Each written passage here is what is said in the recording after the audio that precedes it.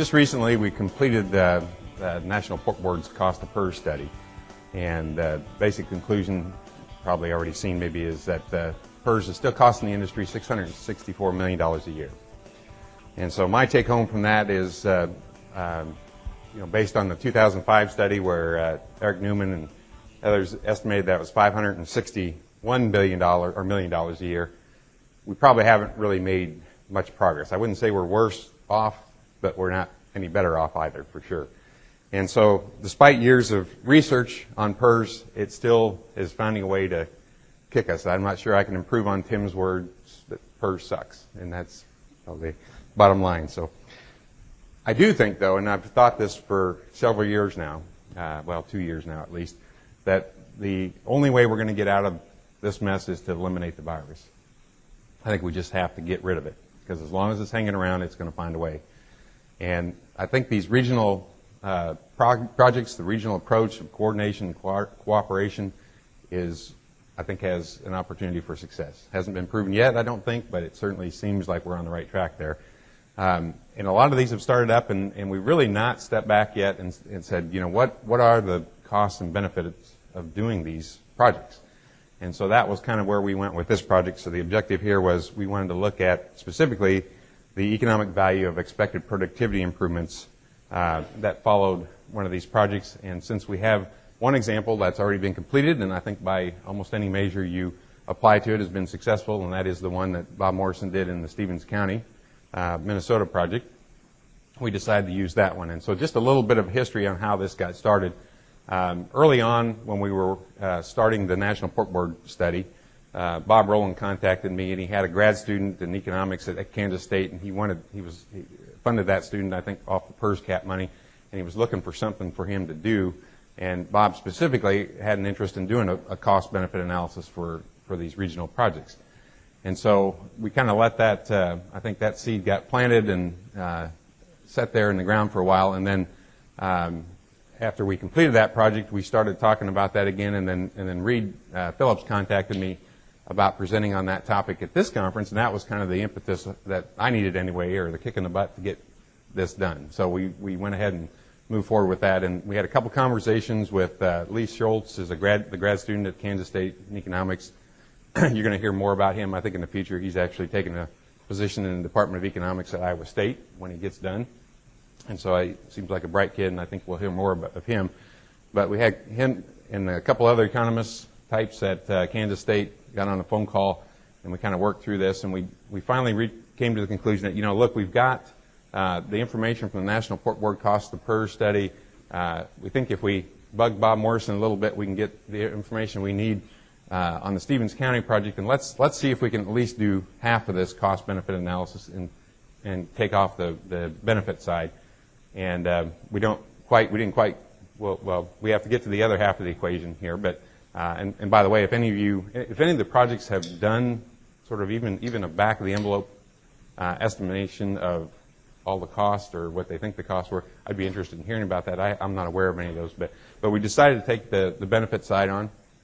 And so I kind of turned it over to Lee Schultz at that point. I gave him the model that we worked with to get the cost of PRRS study done. And he contacted Bob, and I think got the ball rolling. I think Bob let it flow a little further downhill. I think Cesar got it, and David Wright got the charge to provide us the information. Maybe Daniel, I think maybe I saw your name on a couple of the emails. But at any rate, long story short, we got this all put together, and I won't say when, but it wasn't that long ago, so I kind of scrambled to put this together. But that's what I'm going to present here today. So to do that, we kind of put together two scenarios. Then we said, okay, well, let's look at Stevens County. Let's look at what happened. We'll call that the elimination scenario, because that is effectively where they got to now. And we'll compare that to a baseline scenario where, what if they had not done anything in 2004 instead of proceeding with the project, if they had just kind of kept on doing business as usual. And so we looked at basically doing a net present value analysis to get the answer we were looking for. So that was going to be our outcome variable. We started by calculating the net profit, and again, we used this budgeting model that we used for the cost of PRRS study. We've got net profits for all the farms in the county, and then we summed all those up. And again, these were these net profits depended on what their PRRS status was, or the PRRS category we assigned to them, and I'll show you what we use for that in a bit here. But we got that for each of the farms in the county under both scenarios, and then we aggregated all those up for, or we aggregated for each farm. We call that the aggregated annual net profit. Okay, and we compared that annual aggregated net profit under the two scenarios then. And so some of the assumptions then we used in the net present value analysis, the life of the project. So basically we had annual stream of revenues. The life of that project ran from 2004 when the Stevens County project started all the way to 2018. So total of 15 years. And then we assumed that the herd numbers and sizes were constant for both scenarios. And it turns out that in Stevens County, that was the case from 2004 to now. The number of farms and the number of animal units is pretty constant. There was one sow farm that just recently, I think, ceased doing business, but for the most part, those numbers were pretty constant, so we just kept those the same. And then we also assumed that under the elimination scenario, then, that as of now, it's negative, or at least as best Bob knows, it's negative. The county is, and so we assumed that that would continue out another 7 years, I guess, to 2018, right? And Bob, with any luck, I guess, keep your fingers crossed, it'll do that. And then we assumed a discount rate of 5% for the net present value calculation. So the data used again, the number, size, the type, whether it's breeding, nursery, or finisher, and then the PRRS virus category for each of the farms in the county. That was what Lee went to Bob and asked Bob for. And so that's what we got there. And then the other big piece of information that we needed was the productivity estimates that were plugged into the budgeting model to get the calculations of the net profit. And so those, we relied on the National Pork Board Cost of PRRS study, and so those represent sort of a national average rather than specifically Stevens County. Okay, so this would, even though we're doing this for Stevens County, we're using sort of what we consider to be pretty good estimates. I think we had a fairly large data set to make those estimates. Fairly good estimation of sort of what's PRRS costing in terms of productivity losses in the U.S. All right, so just a little bit of background then on that cost of PRRS data, the data that we collected for the cost of PRRS study. We basically relied on three different sources. We first did a literature review, but then there wasn't much there, so we said, okay, well, we need to get the data we need, and so we created a survey for veterinary, we call them veterinary experts, I guess. We'll assume they were experts, but the veterinary, there's 26 veterinarians in that group, cover about 40 to 50% of the U.S. Breeding herd and growing pigs, and we asked them questions specifically for the herds they provided veterinary services to. So we didn't just say, what do you think it is in the U.S.? We said, for the herds you provide veterinary services to, the herds that you know, tell us what you know about those. So we think that's a fairly reliable way to do that. And then we also did a survey of production records. So Hans Rado helped us out there. We went out and we got records for 80 breeding herds. We had over 630 growing pig closeouts, and we pulled all that data in and then massaged that and got some answers out the back end from that. So that was what we relied on. Mostly was the hard data that we got from production records. And then we used some USDA data on sow inventories, on marketings, and so forth to extrapolate it to the U.S. All right? So you need to understand a little bit about these PRRS virus categories that we used. And to some extent, these were dictated by what Pork Board had asked us to, or what questions they had asked us to answer. But let me describe it first. First we said, okay, well, let's do this on the basis of the ASV PRRS categories that we've come up with. And those are described on the left-hand side there for a reminder for those of you that maybe haven't looked at that a while or haven't seen these. But basically there's 4 categories, 1 through 4, positive, unstable, positive, stable, provisional, negative, and negative is category 4. So we took those and we started out and we said, okay, what's the current PRRS virus infection? We said, okay, let's say PRRS virus infected, we're going to call those category 1 and ASV category 1 and 2. So that's positive, unstable, or positive, stable. On the other hand, PRRS virus free, we're going to say those are ASV PRRS category 3 or 4. So they're either provisional, negative, or negative. All right, so when we go down a tree, if they were PRRS virus free, so either category 3 or 4, then we call that a BHA herd, breeding herd. If they were PRRS virus infected, we had one more question. That was, had they had an outbreak in the last 12 months? Okay. If the answer was no, so it was, again, a positive stable or a positive unstable herd, but hadn't had an outbreak in the last 12 months, we call that a BHC herd. Okay. If the answer was yes, we had another question. And that was, just prior to when that outbreak occurred in the last 12 months, what was their infection status or PRRS virus infection status at that time? And so if it was PRRS virus free, so this is a herd that has already had the virus eliminated or never had it, and they had an outbreak in that herd, that was BHB. All right. If it was a PRRS virus infected herd, that was BHD. Okay. And so the reason we had that split was Port Board had asked us specifically, at least to address or to try to answer the question, how much more severe are outbreaks more severe in herds that are sort of negative or provisional negative at the time of the outbreak. Okay. And so that was why we had that split. And these are the same categories. We use these in the National Port Board Cost of PRRS study, and then we use these same categories in this project. And so this is what we went to Bob and asked him for. We said, okay, help us classify all the herds in Stevens County according to this scheme.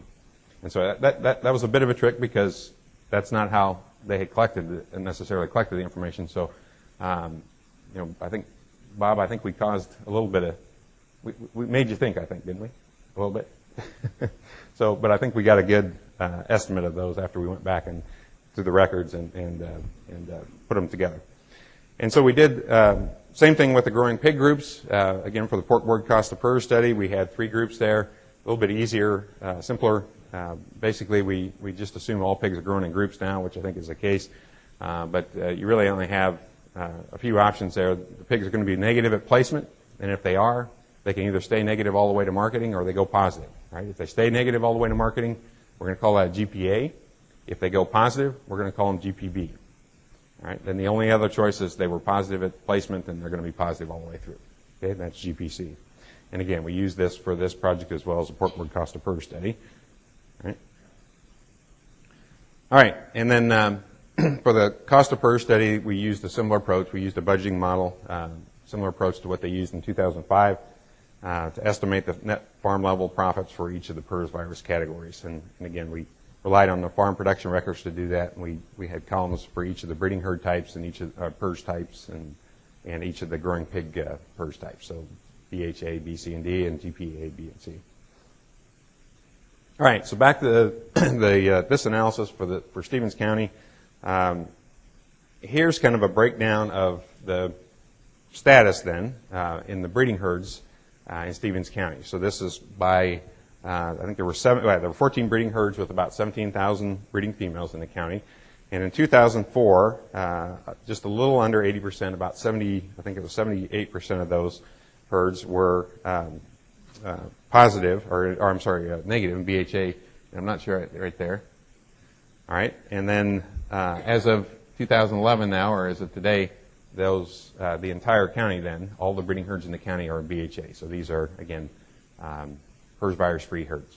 Okay, but you know, like everybody said this morning, that wasn't a straight line to get there. There were some setbacks, and there's always going to be those. And then these down here are basically the BH, B, C, and D. So these are all positive herds that either did or did not have outbreaks, and that's kind of what happened over time. In the nursery, then it looked like this. So again, at the start of the project, if I'm reading that right, see GPA is on the left axis. There were about 78% of the herds up right here were already were negative at placement and at marketing. Did I get that right? No, I'm sorry, down here. No, I'm sorry, that's right. Yeah, yep, BHA or GPA, and then as of now, then they're all GPA. So all the nursery sites in Stevens County today, best Bob knows, are negative at placement and negative at marketing. And then likewise with the finisher sites, there's 41 finisher sites with about 81,000 pigs in Stevens County. And again, back in 2004, about 65% of those were in GPA, so were negative at placement and at marketing. And now, again, best Bob knows, all of those are in that category. All right, so here's the result of the economic analysis that we did then. The chart on the right there breaks it down by breeding herd, nursery, and finisher. It's actually the actual net aggregated annual net farm income for all the sites, all the breeding herd sites first, and then nursery, and then finisher sites in Stevens County.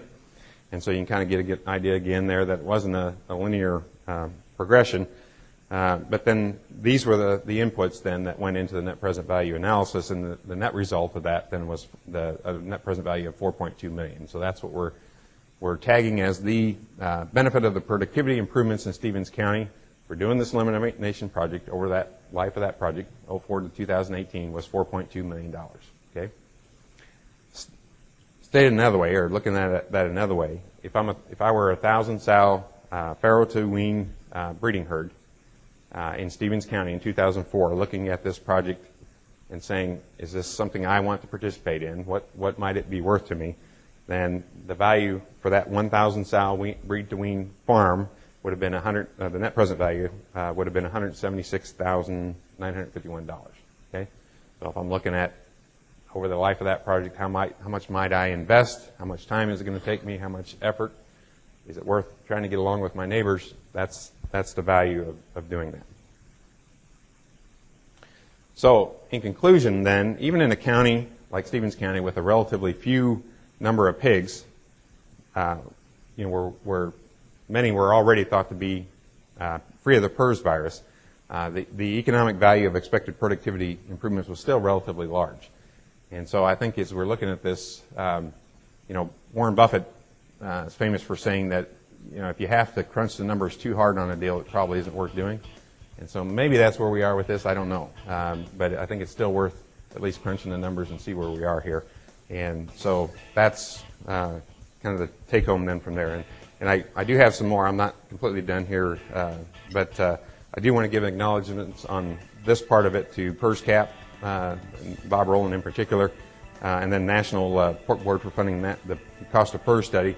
And then again, I mentioned Lee Schultz already, again, as the graduate student that did most of the work on this. And when I say most of the work, he really did almost all the work, so I need to give him credit. And then Ted Schroeder and Glenn Tonser are his advisors at Kansas State in the economics department. And Jim Klumenstein, of course, is an economist at Iowa State, and Bob Morrison and Bob Rowland.